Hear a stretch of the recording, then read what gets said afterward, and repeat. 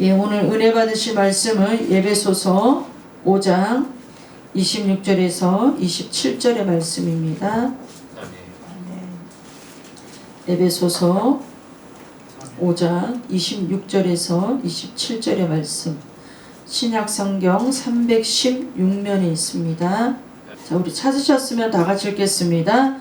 이는 곧 물로 씻어 말씀으로 깨끗하게 하사 거룩하게 하시고 자기 앞에 영광스러운 교회로 세우사 티나 주름 잡힌 것이나 이런 것들이 없이 거룩하고 흠이 없게 하려 하심이라. 아멘. 다시 영광스러운 교회로 라는 제목으로 은혜를 나누도록 하겠습니다. 지금 우리나라 대한민국뿐만 아니라 우리가 인생을 살아가면서 또 우리의 일상 가운데 우리의 삶에 혼돈의 때가 있을 때가 있습니다. 그러나 여러분, 우리가 반드시 기억해야 될 것이 무엇이냐면 모든 것은 하나님의 주권하에 있다는 것, 이것을 우리는 잊지 말아야 됩니다. 느부갓네살 왕은 굉장히 악한 왕입니다. 그 악한 왕이 느부갓네살에게도 하나님께서는 내 종이라고 했습니다. 그건 무슨 말이냐면 하나님이 모든 것을 주권하에 다스리고 있다라는 말씀이 되어집니다. 세상이, 우리나라가 또 우리 개인의 삶이 흔들릴 때가 있습니다. 여러분, 그러나 만물은 하나님께로부터 나옵니다. 그리고 하나님으로 말미암고 다시 하나님께로 돌아가게 되어져 있습니다. 하나님은 천지를 지으셨고, 그리고 그 천지를 지으신 그것을 마무리하시기 위해서 이 땅에 예수님께서 재림하여 오십니다. 우리가 성경을 정확하게 보려면 시대적인 상황을 정확하게 인식하는 이런 필요가 필요합니다. 결코 여러분, 성경은 결국은 무슨 이야기냐면 역사 이야기예요. 역사. 과거의 역사 이야기, 현재의 역사 이야기, 미래의 역사 이야기를 적어 놓은 것이 바로 성경입니다. 성경. 그래서 여러분, 우리가 성경을 읽을 때에도 시대와 동떨어지게 읽으면 안 되는 거예요. 시대와 동떨어지게 읽으면 안 되고, 성경 시대와 동떨어지게 읽으면 성경 말씀들이 우리 삶에 와닿지가 않습니다. 그러나 성경을 시대와 동떨어지게 보면 우리 마음에 와닿지가 않는데, 여러분, 성도들에게 힘이 무엇입니까? 성도들에게 힘이 하나님은 말씀이라고 했습니다. 말씀을 붙잡아야 우리에게 힘이 되어지는 겁니다. 이 예언된 하나님의 말씀은 반드시 이루어집니다. 성경 66권은 예언과 성취의 두 축을 가지고 성경이 기록되어져 갔습니다. 그러니까 구약은 끊임없이 계속해서 메시아가 오신다라는 거였어요. 구주가 오신다라는 거였습니다. 정말 구주가 오셨습니다. 그래서 이 땅에 33년을 사시다가 십자가에서 죽으시고 부활하시고 승천하시고, 그 승천하신 예수님께서 다시 오신다고 약속하셨습니다. 다시 예언하셨죠. 다시 오신다고. 메시아가 다시 오시기 때문에 오시기 전에 이 모든 말씀들은 다 이루어질 것입니다. 결국 여러분, 세상은 말씀이 있는 것들 안에서 다 이루어지게 되어져 있습니다. 그렇기 때문에 정말 마지막 때 예수님께서 어떤 말씀을 하셨는가, 우리는 여기에 주목해야 될 필요가 있다라는 거죠. 우리 마태복음 24장을 한번 보겠습니다. 24장 7절에서 12절. 마태복음 24장 7절에서 12절. 예, 우리 찾으셨으면 읽겠습니다. 민족이 민족을, 나라가 나라를 대적하여 일어나겠고 곳곳에 기근과 지진이 있으리니 이 모든 것은 재난의 시작이니라. 그때 사람들이 너희를 환난에 넘겨주겠으며 너희를 죽이리니 너희가 내 이름 때문에 모든 민족에게 미움을 받으리라. 그때 많은 사람이 실족하게 되어 서로 잡아서 서로 미워하겠으며 거짓 선지자가 많이 일어나 많은 사람을 미혹하겠으며 불법의 상황으로 많은 사람의 사랑이 식어지리라. 아멘. 여러분, 이 내용을 읽었을 때 어떤 생각나는 부분이 없습니까? 요즘 신문 기사에 많이 나는 그런 내용인 것 같죠. 아마 이것은 믿는 자든 믿지 않은 자든 누구나 부인하지 못할 것입니다. 마지막 때의 키워드가 뭐냐면 재난과 환난입니다. 이 재난은 다른 말로 하면 혼동과 진동입니다. 그러니까 이 환난이 뭐냐면 믿는 자들에게 핍박이 온다라는 거예요. 핍박. 9절에 보면 그때 사람들이 너희를 환난에 넘겨주겠으며 너희를 죽이리니 너희가 내 이름 때문에 모든 민족에게 미움을 받으리라. 우리의 믿음 생활이 끝으로 가면 갈수록 낙관적이지는 않습니다. 예수 믿는다라는 것이 사실 참으로 어렵습니다. 근데 말씀을 보고 있으면 예수 믿는다는 것이 어렵다라는 것이 당연하게 여겨집니다. 10절에도 보면 그때 많은 사람이 실족하게 된다고 되어져 있어요. 적은 사람이 아니라 많은 사람이 실족하게 되어진다고 되어져 있어요. 그러니까 교회 안에서 일어날 일들인 거죠. 여기서 실족이라는 것은 헬라어로 보면 함정에 빠지다 라는 뜻이 있습니다. 함정에 빠지다. 근데 킹 제임스 버전으로 그 성경을 보면 마음이 굳어진다, 공격적인 마음이 된다, 날카로워진다, 강팍해진다, 감사가 없어진다, 이런 뜻으로도 해석이 되어집니다. 꼭 우리가 실족하게 된다라고 해서 넘어지고 그냥 꼭 그런 면만이 아니라 마음이 강팍하게 되고 굳어지고 그 다음에 날카로워지고 감사가 없어지는 이런 것 마음조차도 실족하다라고 성경은 우리에게 말씀하고 있습니다. 왜 그러냐면 우리에게 찾아오는 이 혼동과 진동 때문에 이런 것들로 우리가 공격을 당하고 있기 때문에 그렇다라는 거죠.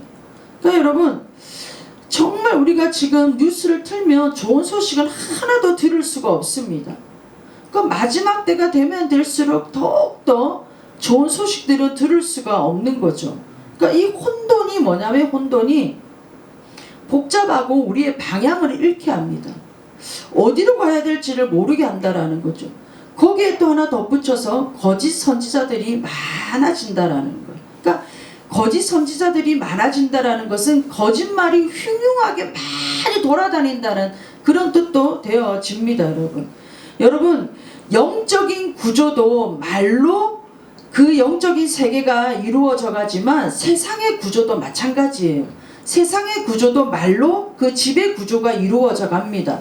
여러분 잘 생각해 보십시오. 정치인의 말 한마디에, 경제인의 말 한마디에 주가가 오르락내리락 하지 않습니까? 이 말에 얼마나 여러분 큰 파워가 있는 줄을 모릅니다. 그 정치인의 말 한마디 때문에 정치의 상황이 완전히 뒤바뀌어지기도 한다라는 거죠. 그러니까 말로 모든 것을 지배하게 되어져 있습니다.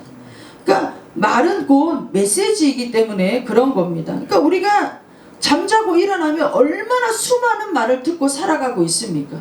많은 말들을 듣고 살아가고 있습니다. 말이 중요합니다. 왜 말이 중요하냐면 말은 영적인 것입니다. 영적인 것. 하나님은 영이십니다. 하나님이 말씀으로 세상을 창조하셨습니다. 말씀으로 세상을 창조하셨다는 것은 말로 세상을 창조하셨다는 것과 같은 거죠. 그러니까 말은 굉장히 파워풀합니다.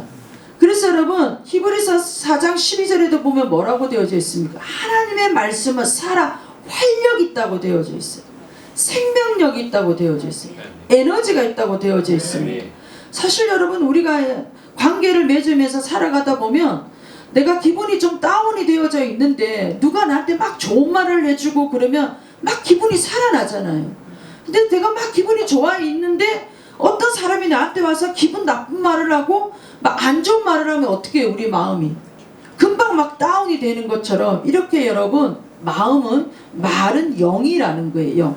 말은 파워가 있다라는 거예요. 그러니까 여러분 오죽하면 우리의 믿음도 어디에서 나느냐? 들음에서 나는데 그 듣는 게 뭐냐? 하나님의 말씀이라고 말씀하고 있습니다. 우리의 믿음도 하나님 말씀에서 우리의 믿음이 생겨난다라고 말씀하고 있습니다. 그러니까 우리에게 여러분 진짜 믿음은 어떤 믿음이냐면 하나님 말씀을 들을 때 우리에게 진짜 믿음이 생겨나는 거예요. 하나님 말씀을 들을 때 우리에게 그 말씀이 진짜 믿음이 되어지는 겁니다. 믿습니다, 믿습니다 한다고 이것이 믿음이 되어지지 않는다라는 거예요. 교회를 오래 다닌다고 해서 그게 우리에게 믿음이 되어지는 게 아니라 진짜 올바른 믿음, 진짜 믿음, 역사하는 믿음이 되려면 하나님의 말씀을 들을 때 그 들은 말씀이 우리에게 믿음이 되어진다라는 거죠. 그러니까 변치 않는 진리의 말씀들을 들을 때 우리에게 믿음이 생겨집니다. 그러니까 믿음의 반대는 무엇이냐면 신념인 거죠. 신념. 신념은 어디에서 나오느냐? 내 생각에서 나오는 겁니다. 내 생각에서. 그러니까 여러분 교회에서 다 똑같이 신앙생활을 합니다. 똑같은 말씀을 듣습니다. 그러나 어느 시간이 지나다 보면 믿음의 차이가 납니다. 어떤 사람은 정말 믿음의 사람이 되고 어떤 사람은 신념의 사람이 되기도 합니다, 여러분. 이게 구분이 되어지죠. 그러니까 정말 하나님의 말씀을 듣고 믿음을 가져야 됩니다. 신념이 강한 사람일수록 자기의 생각이 강하고 자기의 뜻이 강합니다. 그러니까 하나님의 말씀을 믿는 것, 이게 바로 영적인 원리의 기초가 되어지는 거죠. 기초가 되어지는 겁니다. 그러니까 여러분 세상은 변하면 변할수록 더욱더 복잡해지는 사회 구조 속에 살아갈 수밖에 없습니다. 왜 그러냐면 이 세상에 너무나 많은 말들이 쏟아져 나오고 있기 때문에 그렇습니다. 너무나 많은 말들이 쏟아져 나오고 있기 때문에 그런 겁니다. 하나님께서 마지막 때 왜 많은 말들이 이렇게 쏟아져 나오게 하실까요? 여러분 우리가 유튜브만 틀어봐도 얼마나 많은 말씀들이 쏟아져 나오고 있습니까? 사실 뉴스를 틀어도 얼마나 많은 이 말들이 쏟아져 나오고 있습니까? 왜 하나님이 이렇게 많은 말들이 쏟아지는 이런 이 세상을 하나님은 우리에게 허락하셨을까요? 왜 이것을 허락하셨냐면 구별하기 위해서입니다. 우리를 구별하기 위해서. 너희가 알곡이냐 죽쟁이냐 양이냐 염소냐 너희가 진리를 따르냐 거짓을 따르냐 빛이냐 어둠이냐 신본주의냐 인본주의냐 영이냐 육이냐 이것을 구별하기 위해서 하나님의 이런 많은 말씀들을 돌아다니게 하고 있다라는 거예요. 지금 여러분 사실 우리나라에도 얼마나 거짓된 말들이 돌아다니고 있습니까? 뉴스의 거의 99%가 다 거짓된 뉴스 보도들이 얼마나 많습니까 여러분? 사실이 아닌 왜곡된 보도들, 진실이 아닌 것들이 얼마나 많이 여러분 돌아다니고 있습니까? 그러니까 그런 뉴스들을 보는 사람들이 속아서 아 저게 진짠가 보다 하고 속아 넘어가는 경우들이 너무나도 많이 있는 거죠. 그러니까 여러분 이건 왜 이런 말들이 쏟아져 나오냐? 구별하기 위해서입니다. 구별하기 위해서. 사람은요 자기 자신을 자기가 제일 잘 아는 것처럼 여겨지지만 사실 자기 자신을 제일 잘 모릅니다 여러분. 자기 자신을 모르기 때문에 바리새인들은 자기가 굉장히 거룩한 자들인 줄 알았어요. 거룩한 자들인 줄 알았습니다. 왜냐하면 바리새인들은 여러분 자기가 죄인인지를 몰랐어요. 죄인인지를 모르고 굉장히 거룩한 그런 자들이라고 생각을 했습니다. 근데 언제 이들의 본심이 드러났습니까? 언제 이들의 본심이 드러났냐면 예수님께서 그들의 세계관을 흔드실 때, 그들의 가치관을 막 흔드실 때, 생각의 체제를 막 흔드실 때 그들의 속에 숨어있던 진짜가 막 드러났던 거죠. 진짜가 막 드러났던 거죠. 자기들은 거룩하다고 여겼지만 예수님은 그들을 볼 때 독사의 자식들이라고 했습니다. 너희는 회칠한 무덤이다 라고 말씀하셨습니다. 그러니까 여러분 사울도 여러분 본심이 언제 드러났습니까? 사울도 이런 본심이 드러나기 전까지는 굉장히 좋은 왕이었습니다. 근데 다윗이 등장하고 나서 대중들로부터 인기를 받는 순간, 다윗이 등장하고 다윗이 대중들에게 인기를 받는 그 순간 사울 안에 있던 본심이 드러난 거예요. 본심이.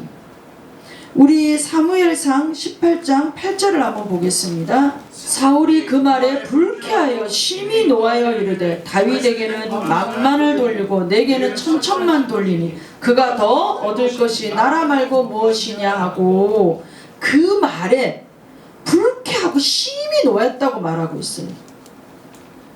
그 말이 어떤 말이에요? 다윗은 만만, 자기는 천천히라는 소리였죠. 그러니까 그 말에 마음이 굳어져 버린 거예요.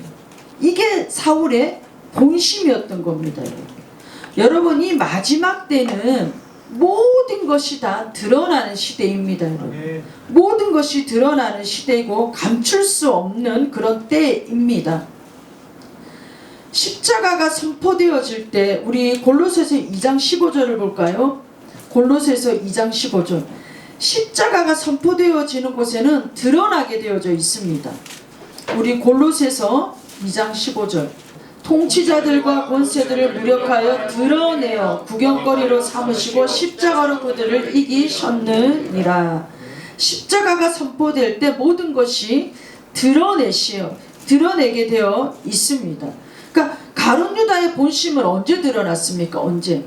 예수님께서 내가 십자가에서 내가 죽어야 된다라고 말했을 때 그때 이 가룟 유다의 본심이 드러난 거죠. 아니, 민족의 해방자가 아니었다는 거야? 십자가에서 죽는다고? 그러면서 가룟 유다의 본심이 드러났던 거죠. 이게 여러분, 가룟 유다는 믿음이 아니라 자기의 신념이었던 거죠. 신념.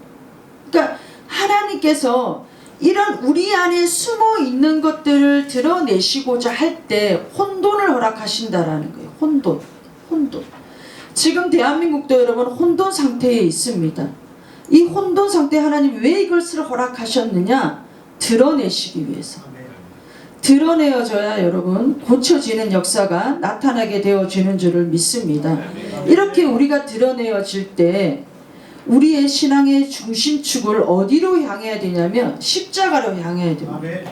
십자가가 우리의 중심축이 되어져야 됩니다. 왜냐하면 그리스도께서 십자가 위에서 희생하신 목적이 뭐냐면 바로 교회를 거룩하게 하시기 위해서입니다. 교회를 거룩하게 하시기 위해서. 우리 오늘 본문을 한번 보겠습니다. 에베소서 5장 26절에서 27절. 이는 곧 물로 씻어 말씀으로 깨끗하게 하사 거룩하게 하시고 자기 앞에 영광스러운 교회로 세우사 티나 주름 잡힌 것이나 이런 것들이 없이 거룩하고 흠이 없게 하려 하심이라. 거룩하게, 물로 씻는다라는 것은 세례를 나타내기도 합니다. 침례를 나타내기도 하고 성령님을 나타내기도 합니다. 그러니까 물로 씻어 말씀으로 깨끗하게 하고 거룩하게 하시고, 깨끗하게 하고 거룩하게 하시는 것은 동시에 일어나는 일입니다. 동시에 일어나는 일입니다. 왜 이렇게 깨끗하게 하고 거룩하게 하시느냐? 구별하시기 위해서. 말씀으로 깨끗하게 하시는 건 이게 무엇이냐면 여러분 복음입니다. 복음이 뭐죠? 복음은 십자가입니다. 십자가입니다. 왜 이렇게 물로 말씀으로 깨끗하고 거룩하게 하시느냐? 자기 앞에 영광스러운 교회로 세우시기 위해서. 이 내용의 오늘 본문의 내용이 참 재밌는 게 뭐냐면 22절부터는 아내와 남편에 대해서 말씀하고 계셔요. 그 아내와 남편에 대한 말씀이 33절까지 쭉 같이 이어지고 있어요. 그런데 그 중간에 26절, 27절에는 교회에 대해서 말씀하고 있습니다. 교회에 대해서. 여러분, 이 아내와 남편을 다른 말로 하면 우리는 신랑과 신부라고 이야기를 하죠. 그러니까 이 교회가 예수님은 신랑이시고 교회는 신부라는 거예요. 신부. 그러니까 신랑 앞에 신부가 서기 위해서는 깨끗하고 거룩해져야 된다라는 거예요. 왜 여러분 요즘에는 잘 모르겠지만 옛날에 결혼식 하면 왜 신부들이 웨딩드레스를 하얀색만 입잖아요. 그건 순백하다, 순결하다는 뜻으로 입는 거거든요. 그러니까 신랑 앞에 서기 위한 신부는 깨끗하고 거룩하게 서기 위함이라는 거죠. 그러니까 신랑이 왜 신부를 깨끗하고 거룩하게 하냐면 신랑을 맞이하기 위해서. 신랑은 또 신부를 맞이하기 위해서 그렇게 하셨다라는 겁니다. 그러니까 이걸 또 다른 말로 하면 우리가 오늘날 살아가면서 저와 여러분들은 유형적인 교회, 이 회복교회에 우리는 공동체지만 저와 여러분들이 회복교회에서 이 파생되어져 나간 또한 여러분들 한 분 한 분이 또 교회이십니다. 교회. 바로 예수님과 신랑과 신부의 관계를 맺고 있는 거죠. 그러니까 우리가 이 땅에 살아가는 동안에는 예수님이 우리의 신랑이 되시는 거예요. 근데 우리가 또 예수님의 재림의 때는 어떻게 돼요? 교회가 더 휴거가 된다고 했어요. 교회가 휴거가 됩니다. 예수님의 재림의 때에 우리는 영광스러운 교회로 우리는 그분 앞에 서기 위해서 우리를 거룩하고 흠없게 하신다고 하셨어요. 27절에도 보면 티나 주름 잡힌 것이나 이런 것들이 없이 거룩하고 흠이 없게 하려 하심이다. 티나 흠이 없다라는 거, 오점이 하나도 없다라는 거예요. 결점이 하나도 없다라는 겁니다. 책망할 것이 하나도 없다라는 거예요. 그럼 왜 우리를 영광스러운 교회로 보시느냐면 예수님 자체가 영광스러우신 분이셔요. 예수님 자체가 영광스러운 분이십니다. 에베소서 우리 1장 23절에 보면 교회는 예수님의 몸이다 라고 되어져 있어요. 교회는 예수님의 몸이다. 계시록 1장과 2장에도 보면 영광스러운 예수님의 모습을 묘사하고 있습니다. 그러니까 여러분 예수님 자체가 영광스러운 분이시기 때문에 저와 여러분들도 예수님의 몸인 유기체에 우리가 함께 있기 때문에 우리 또한 영광스러운 존재들이라는 거죠.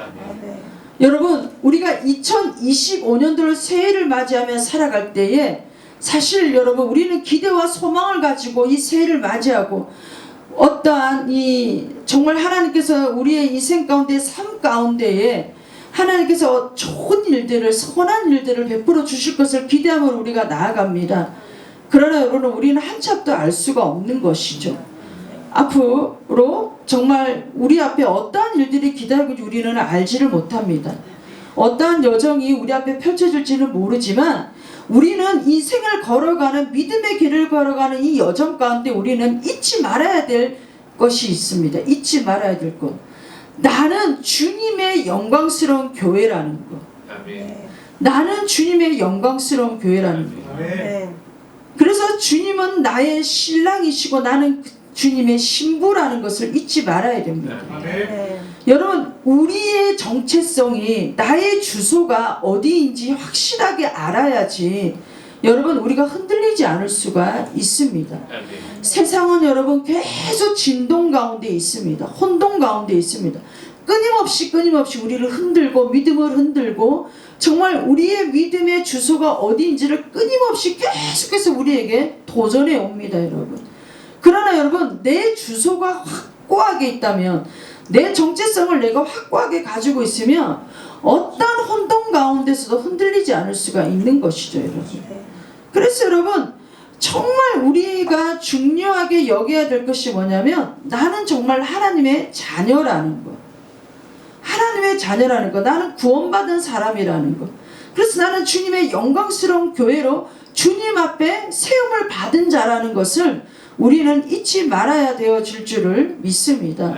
그래서 여러분 2025년도를 시작하면서 정말 주님 앞에 기도할 때 이 혼돈하고 흑암이 깊은 이 세상 가운데서 하나님께서는 왜 우리를 교회로 부르시고 왜 우리를 교회라고 명해 주시나 여러분 그것을 생각할 때 사실 이 어두워진 세상에는 교회밖에 답이 없습니다.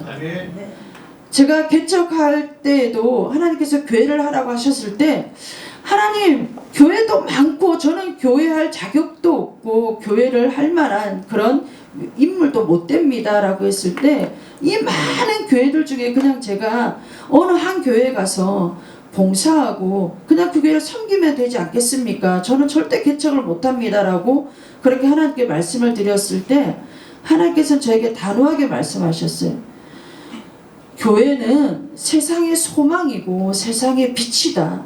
그래서 이 소망되는 교회가 많으면 많을수록 더 세상을 밝게 하고 더 세상을 이롭게 하고 더 세상을 온전케 할 수 있다라는 마음을 주셔서 거기에 제가 힘을 입어 교회를 개척하는 하나의 또 이유가 되어졌습니다.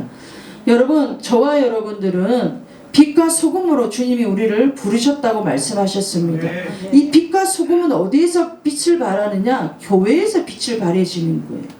그래서 교회를 구원의 방주라고 하기도 하고 거룩한 주님의 이 피로 사신 또 교회라고 하고 거룩한 공동체라고도 말을 하고 있는 겁니다.